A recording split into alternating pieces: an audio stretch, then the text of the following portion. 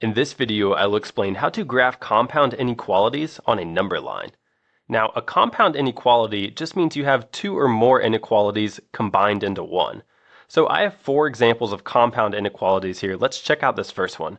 It says x is less than 1 or x is greater than or equal to 3. Now, when we're graphing these compound inequalities on a number line, it's important to know that if you have a less than symbol or a greater than symbol, you're going to use an open circle like this to represent that.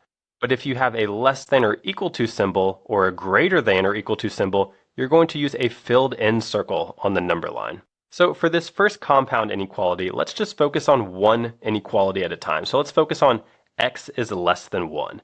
If we mark 1 on our number line, let's just say that's somewhere over here.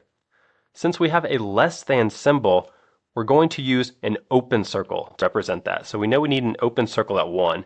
And we're saying that x is less than 1. So we can draw an arrow to the left on the number line, because these are the numbers that are getting less than 1. They're getting smaller and smaller. Then we can look at our next inequality. We have x is greater than or equal to 3. So if we draw 3 on the number line, let's say that's out here somewhere, we have a greater than or equal to symbol, so that means we need to use a filled in circle. So we'll draw a filled in circle at 3. And because we're saying x is greater than or equal to 3, we're going to draw an arrow in the right direction, because these are the values that are greater than 3. As we go to the right, we're getting bigger. So that's how you can represent this compound inequality on a number line. And all it means is that wherever the arrow is drawn on the number line, these are the values that would make the inequality true. So for example, if we imagine there's some value out here like -5, if we plug a -5 in for x over here, that says -5 is less than 1, or -5 is greater than or equal to 3. This inequality is not true. -5 is not greater than or equal to 3, but this inequality is true. -5 is less than 1. So when we have an or statement like that, we only need one of the conditions to be true. So this one is true, so that would make the whole compound inequality true. All right, let's check out our next example. We have -2 is less than x, which is less than 5. So let's break this down into two smaller inequalities. This first one is -2 is less than x, or another way of saying that is x is greater than -2.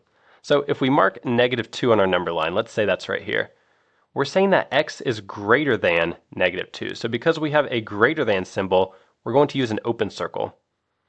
And greater than would mean that we're going to fill in all values to the right of -2. We're going to stop right there though. We're not going to go all the way to the end. And then we need to look at our next inequality, which is x is less than 5. So if you imagine 5 is somewhere out here, we're saying x is less than 5. So because we have a less than symbol, again, we're going to use an open circle at 5. And less than would be all values to the left on the number line. So what we're going to see is that these two lines intersect right here, and they just form one line segment. So that's how you can draw this compound inequality on a number line.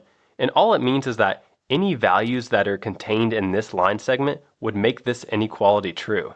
So for example, if we picked a value of, let's say, 0 right here, if we plugged in a 0 for x, it's true that 0 is greater than -2 and 0 is less than 5.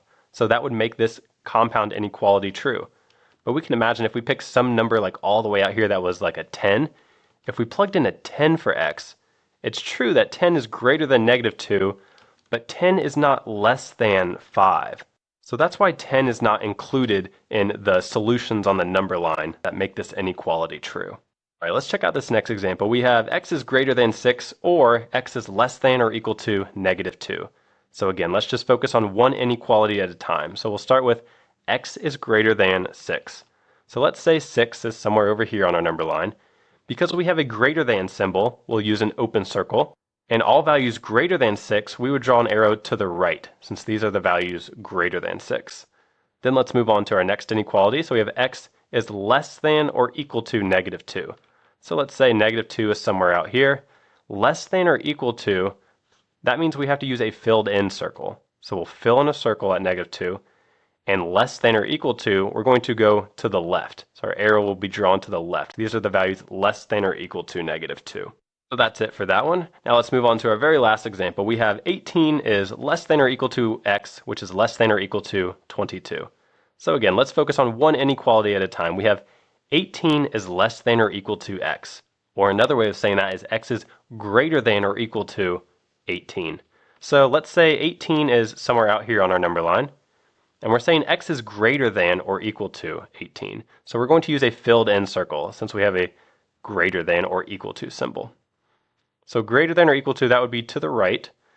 And then our next inequality is x is less than or equal to 22. So if we imagine 22 is somewhere out here, we have a less than or equal to symbol, so we'll use a filled in circle at 22. And less than, we would be moving to the left. So again, for this one, we notice that we form a line segment.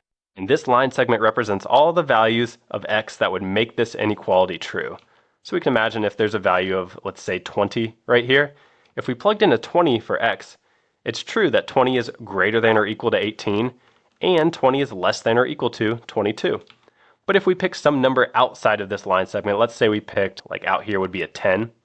If we plugged in a 10 for x, it's not true that 10 is greater than or equal to 18.